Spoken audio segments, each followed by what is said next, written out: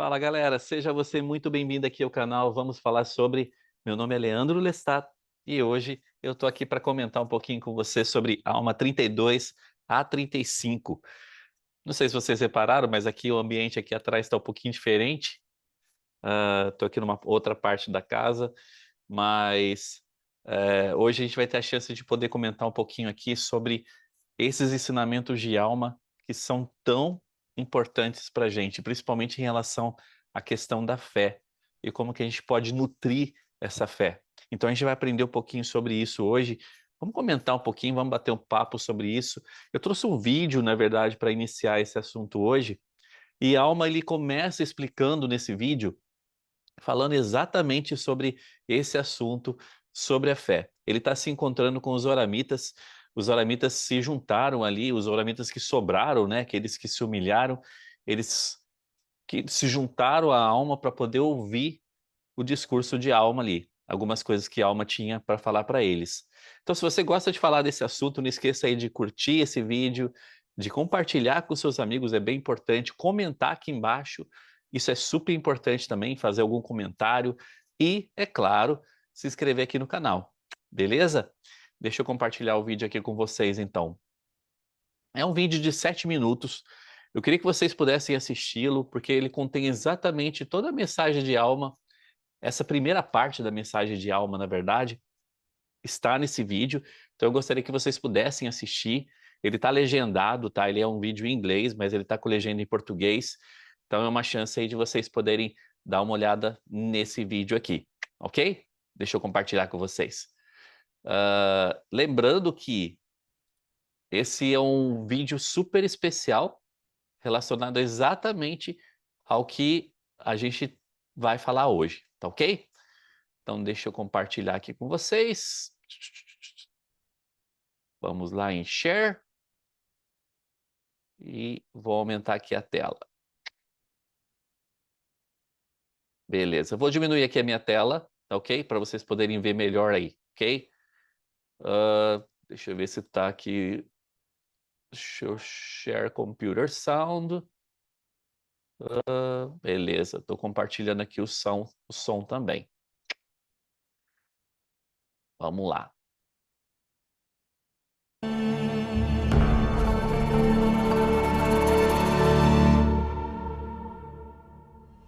There are many who do say, if thou wilt show unto us a sign from heaven, then we shall believe. Now I ask, is this faith? Nay. Faith is not to have a perfect knowledge of things. Therefore, if ye have faith, ye hope for things which are not seen, which are true. Now, God imparteth his word by angels unto men. Yea, not only men, but women also. Now, this is not all. Little children do have words given unto them many times, which confound the wise and the learned. Now, as I said concerning faith, that it was not a perfect knowledge, even so it is with my words. Ye cannot know of their surety at first unto perfection, any more than faith is a perfect knowledge. If ye will experiment upon my words and exercise a particle of faith, yea, even if ye can no more than desire to believe, let this desire work in you until you can give place for a portion of my words. We will compare the word unto a seed. If ye give place that a seed may be planted in your heart, behold, if it be a true seed or a good seed, if ye do not cast it out by your unbelief, that you will resist the Spirit of the Lord, behold, it will begin to swell within your breasts. And when you feel these swelling motions, you begin to say within yourselves, it must needs be that this is a good seed, or that the word is good, for it beginneth to enlarge my soul. Yea, it beginneth to enlighten my understanding. Yea, it beginneth to be delicious to me. And now, behold, is your knowledge perfect? Yea, your knowledge is perfect in that thing. And as the tree beginneth to grow, you will say, let us nourish it with great care, that it may get root, that it may grow up and bring forth fruit unto us. But if ye neglect the tree, and take no thought for its nourishment, behold, it will not get any root. And when the heat of the sun cometh, it withers away, and ye cast it out. Now, this is not because the seed was not good, but it is because your ground is barren, and ye will not nourish the tree. If you will not nourish the word, looking forward with an eye of faith to the fruit thereof, ye can never pluck of the fruit of the tree of life. But if ye will nourish the word by your faith, with great diligence and with patience, looking forward to the fruit thereof, it shall take root. And behold, it shall be a tree springing up unto everlasting life. And because of your diligence and your faith and your patience with the word and nourishing it, that it may take root in you, behold, by and by ye shall pluck the fruit thereof. And ye shall feast upon this fruit even until ye are filled, that ye hunger not, neither shall ye thirst.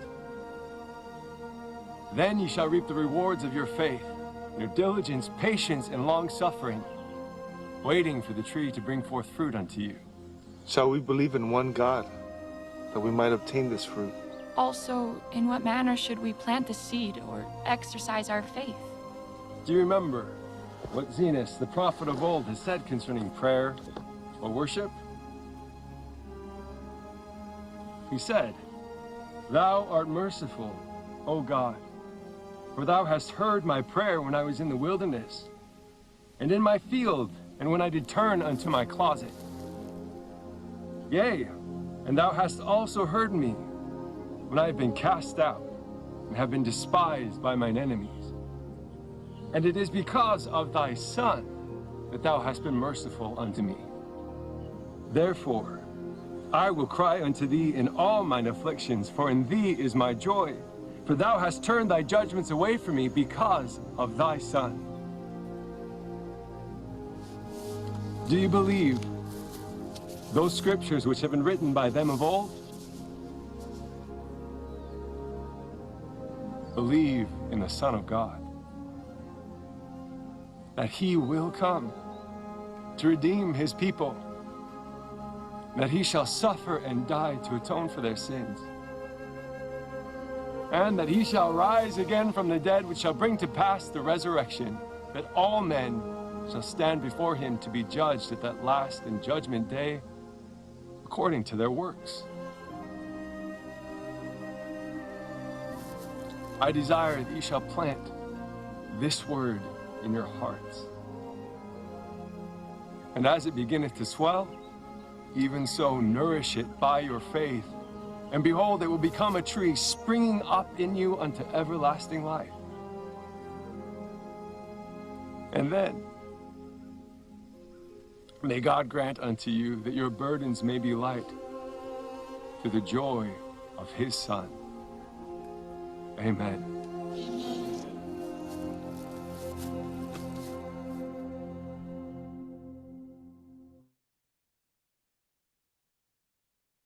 Bom, então a gente teve a chance aqui de dar uma olhada no que Alma estava falando aqui com o povo, né? O que ele teve a chance de compartilhar aqui com os Zoramitas. Os Zoramitas, lembrando que os Zoramitas aqui estavam se juntando aos Nefitas, né? E aí tivemos então esse vídeo tão especial dele tratando sobre esse assunto. Mas eu trouxe isso justamente porque seria uma forma da gente poder apresentar e introduzir esse conteúdo que a gente vai estar comentando aqui hoje, né? Então, por isso que eu trouxe, eu achei muito especial. Seria uma forma de apresentar, na verdade, a leitura das Escrituras aqui de uma forma um pouquinho diferente para vocês. Falando então, basicamente, aí sobre o que a gente vai comentar hoje, eu trouxe algumas citações aqui para que eu possa comentar um pouquinho com vocês e eu espero que essas citações realmente possam ajudá-los de alguma forma para que a gente possa aprender um pouquinho mais sobre isso. Eu gostaria de começar aqui com duas perguntas, né? Como que você experimentou a palavra de Deus e veio saber que essa palavra era boa? Essa é uma das perguntas ali que são feitas aqui em Alma 32, lá no versículo 28. Como é que a gente pode saber que essa palavra é boa? Coisas que, né, que Alma perguntou durante esse vídeo e o que ele pôde compartilhar aqui com o povo tem a ver com isso também. E qual é o perigo de adiar nossos esforços para nos arrepender e mudar? Esse é um outro assunto que a gente vai comentar aqui hoje, okay, durante esse nosso bate-papo. Falando um pouquinho sobre a fé, que é um dos principais pontos aqui que a Alma levantou durante esse vídeo, como é que podemos cultivar nossa fé na palavra para poder nos banquetear com esse fruto? Como é que será que a gente consegue fazer isso?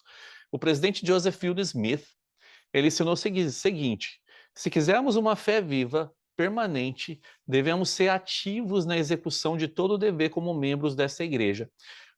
Olha que interessante que ele falou. Devemos ser ativos na execução de todo o dever como membros dessa igreja, se quisermos ter uma fé viva. O elder Joseph B. Whitlam, do Quórum dos Doze, ele ensinou algo semelhante. A fé existe quando a confiança absoluta naquilo que não podemos ver se une a uma ação absolutamente condizente com a vontade do Pai Celestial. Sem essas três coisas, primeiro, a confiança absoluta. Segundo, a ação. E terceiro, a absoluta conformidade. Sem essas três coisas, temos um pobre substituto, uma fé fraca e, infelizmente, hesitante, que é o que acontece com a maioria das pessoas. Na verdade, o que falta muitas vezes para a gente, para que possamos mostrar essa fé verdadeira, é exatamente isso: ter uma confiança absoluta, fazer uma ação relacionada àquela fé e a absoluta conformidade em cima daquilo que nós acreditamos. Uma das coisas que a Alma também ensinou durante esses capítulos foi sobre a questão da humildade. O elder Carlos Essay, ele, dos 70, ele falou o seguinte, ele falou sobre dois grupos de pessoas que estavam ali naquele grupo onde a Alma estava ensinando. Parece que o ciclo nefita faz parte do caráter da maioria de nós. A certa altura, estamos dispostos a ser ensinados. Nossa humildade possibilita que nos desenvolvamos e cheguemos a um ponto alto de espiritualidade. Depois, há épocas em que começamos a considerar-nos autossuficientes, então nós ficamos orgulhosos. Seria muito melhor se nos lembrássemos de nosso Deus e de nossa religião continuamente e rompêssemos esse ciclo por meio da adoração e da retidão constante na vida. Seria muito melhor se nos tornássemos humildes por causa da palavra do Senhor e nos tornássemos fortes o suficiente em espírito para lembrar-nos de Deus em todas as situações em que nos encontremos. Isso foi falado lá em 92. Mas eu gostei muito dessa parte quando ele fala, né? Seria muito melhor se a gente pudesse lembrar de tudo isso sem precisar ser compelido a lembrar, né? Para que pudéssemos quebrar esse ciclo do orgulho. E isso acontece muitas vezes com a gente. Podemos ser humildes voluntariamente, vencendo a inimizade para com nossos irmãos. Aqui ele começa a dar algumas ideias de como nós podemos melhorar a nossa humildade, né? Então, vencendo a inimizade para com nossos irmãos, estimando-os como nós próprios e alçando-os até onde estamos, ou mais alto ainda, podemos ser humildes voluntariamente, aceitando conselhos e punição. Podemos ser humildes, perdoando aqueles que nos ofenderam. Podemos ser humildes voluntariamente, prestando serviço abnegado. Podemos ser humildes voluntariamente, saindo em missão e pregando a palavra capaz de tornar outras pessoas humildes também. Podemos ser humildes voluntariamente, indo mais frequentemente ao templo. Podemos ser humildes voluntariamente, confessando e abandonando o pecado e nascendo de Deus. Podemos ser humildes voluntariamente, amando a Deus, fazendo a sua vontade e dando-lhe prioridade em nossa vida. Essas são umas ideias aqui que ele deu para a gente, para que possamos aumentar a questão de humildade. Muitas vezes a gente tem uma ideia errônea sobre humildade, né? A gente acha que ser humilde é você demonstrar que você é fraco, ou que você é pobre de espírito, ou pobre fisicamente, e assim por diante. Mas ele deu aqui algumas coordenadas para que a gente possa melhorar a nossa humildade. E são coisas que a gente pode fazer. A fé, para ser fé, ela precisa ser centralizada em algo que não conhecemos. A fé, para ser fé, ela precisa ir além das coisas que podem ser comprovadas. Já pensou sobre isso? Ela precisa ir além daquilo que pode ser comprovado. A fé, para ser fé, ela precisa adentrar o desconhecido. A fé, para ser fé, precisa ir até o limite da luz e então dar alguns passos na escuridão.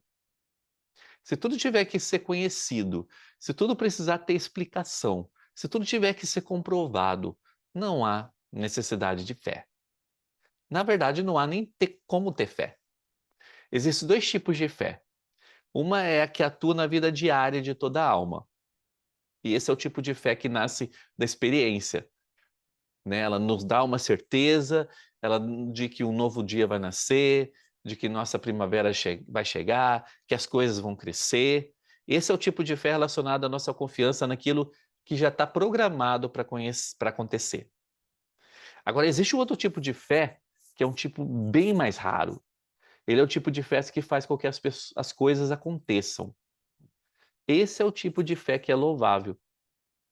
E ele exige um preparo e não cede, e que faz com que aconteçam as coisas que não ocorreriam de outra forma. Esse é o tipo de fé que move as pessoas, é o tipo de fé que por vezes move coisas. Essa fé se desenvolve gradualmente, e por isso que ela é considerada um poder maravilhoso e até transcendente, um poder tão real e invisível quanto a eletricidade. Esse poder ele é direcionado e canalizado. Se ele for canalizado da forma correta, essa fé surte um grande efeito.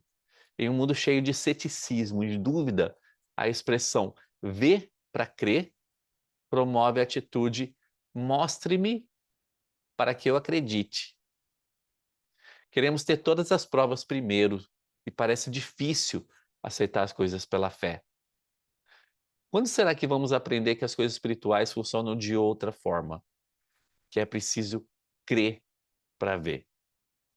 Nas coisas espirituais, a crença precede o conhecimento. E quando acreditamos em coisas que não vemos, mas que mesmo assim são verdadeiras, aí sim podemos dizer que temos fé. Então, esse é o grande segredo, na verdade, que nós precisamos crer para ver. Esse é o segredo de termos uma fé. Precisamos preparar nossos próprios canteiros da fé. Para isso, precisamos arar o solo, orando diariamente com humildade, para pedir força e perdão. Precisamos afufar o solo, vencendo o nosso orgulho. Precisamos preparar a terra, guardando os mandamentos o melhor que pudermos. Precisamos ser honestos com o Senhor. Precisamos ser dignos e capazes de invocar os grandes poderes do sacerdócio para abençoar nós mesmos, a nossa família e outras pessoas. Não há melhor lugar para cultivarmos as sementes de nossa fé do que no santuário sagrado, que são os nossos templos e lar. Bruce R. McConaughey ele falou o seguinte: crescemos de duas maneiras, removendo o mato prejudicial e cultivando boas flores, ou melhor, removendo o mato prejudicial e cultivando boas flores. Essas são as duas formas pelas quais nós crescemos, né?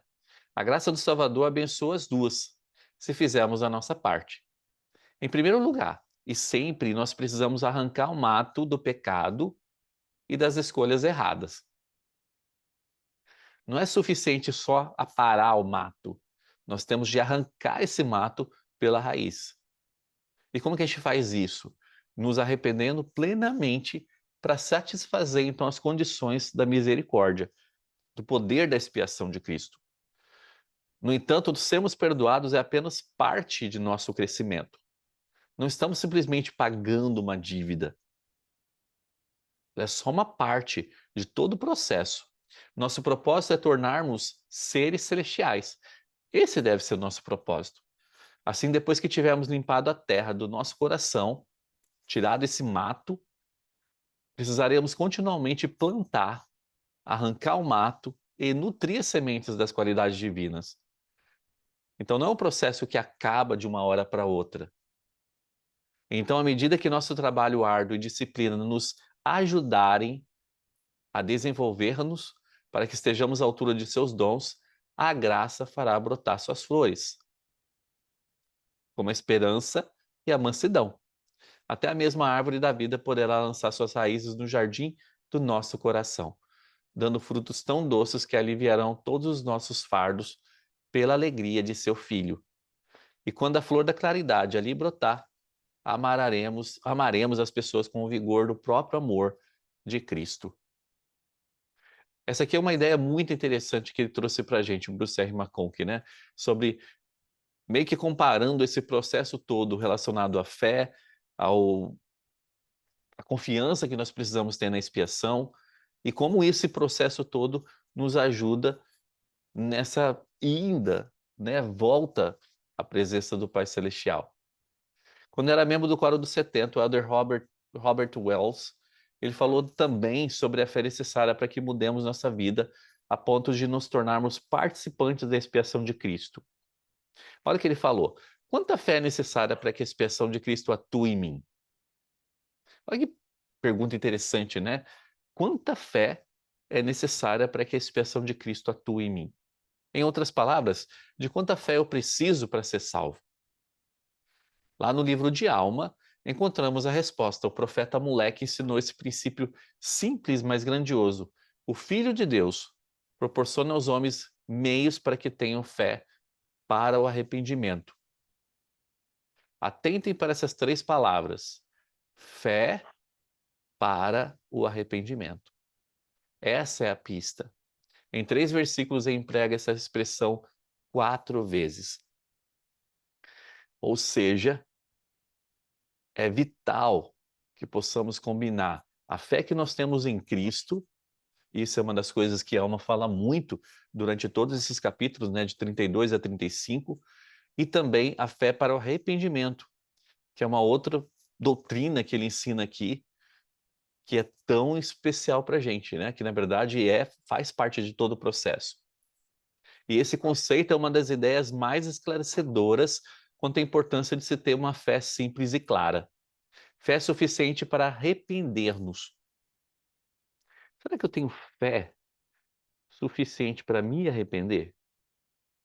E me arrepender de forma, como eu posso dizer, honesta comigo e com o Pai Celestial? Parece que não é preciso ter fé suficiente para mover montanhas, nem para falar em línguas, nem para curar enfermos.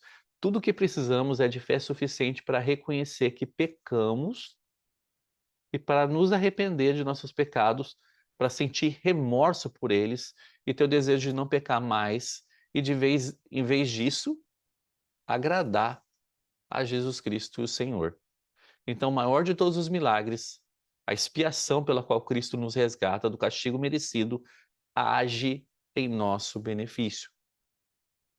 Então, a expiação ela só vai poder agir em nosso benefício se nós sentimos realmente pesar por aquilo que nós fazemos e procuramos nos arrepender desses pecados. E o arrependimento que seja literalmente humilde, né? E que seja literalmente honesto. A justiça de todo, então, nesse processo todo do arrependimento, falando um pouquinho sobre isso, a justiça ela tem 2 aspectos.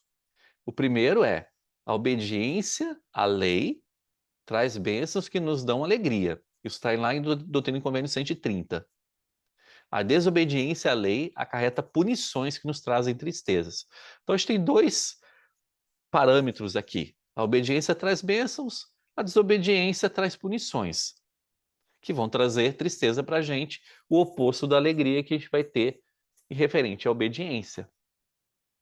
Existem duas maneiras de satisfazer a justiça. A primeira delas é nunca violar lei alguma, o que é difícil, né? A gente está aqui na Terra e vai estar violando as leis, né? E a gente vai estar cometendo pecado. A segunda seria sofrer penalidade, caso se viole a lei. Só que tem um problema aí. Pela lei, nenhuma carne ela pode ser justificada. Ou seja, porque todos pecam. Sendo assim, é preciso que o homem sofra uma penalidade. Aí a gente entra então na questão do pecado, que tem dois efeitos. Pela lei temporal, nós somos afastados, pois a justiça foi violada. Então, eu cometi um pecado, quebrei uma regra, né? E a justiça ela foi violada. Então, por isso nós somos afastados. E aí, pela lei espiritual, nós pereceremos, pois nenhuma coisa impura pode entrar no reino de Deus. Então, tudo isso está sendo falado aqui para a gente entender que Jesus se oferece, então, em sacrifício pelo pecado, cumprindo, assim, todos os requisitos da lei. Então, ele entra nessa balança pela expiação para nos ajudar a receber o perdão de nossos pecados. Então, Cristo deu início à lei da misericórdia.